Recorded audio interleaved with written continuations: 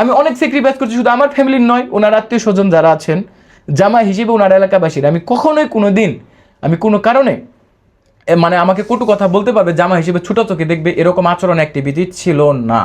আরেকটা পয়েন্ট হচ্ছে এখানে, আমি ওনাকে যদি ভালো না বাসতাম, ওনাকে কেউ চিনতো না, একটা কুত্তাও চিনতো না ওনারে। আমাকে বিয়ে করার পূর্বে উনি টিকটক ইউজ করতো। আচ্ছা। টিকটক ইউজ করতো, এখানে ভিউ হইতো 40টা 50টা 60টা এরকম। আমার বাসা থেকে যখন বাপের বাড়ি যাইতো উনি আবার আপনার কি বলে টিকটক ইউজ করতো। ওনার কিন্তু ফোন ব্যবহার করা নিষেধ ছিল। কেন?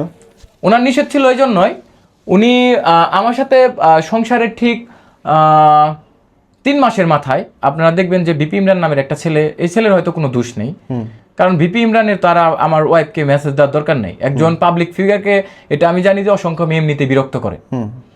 তো উনি হয়তো ফ্রেন্ড রিকোয়েস্ট দিয়ে ফ্রেন্ড হয়েছে। তো বিপি ইমরানের সাথে রাত একটা সময় উনি 49 মিনিট না 51 মিনিট একটানা কথা বলছে। এসএমএস না কথা? ফোনে কথা, ডাইরেক্ট কথা। তো এটা জানতে পারি ওনার এক ওয়াইফের মাধ্যমে, বিপি ইমরানের। তো জানার পরে আমি সাথে সাথে আমার শ্বশুর এবং আমার ভাইরাকে বললাম উনি কোথায় আছে, কয় আরেক ঘরে। তো ওই ঘরে যাওয়ার পর আমি বলছি দেখেন ও ইমরানের সাথে কথা বলতেছে।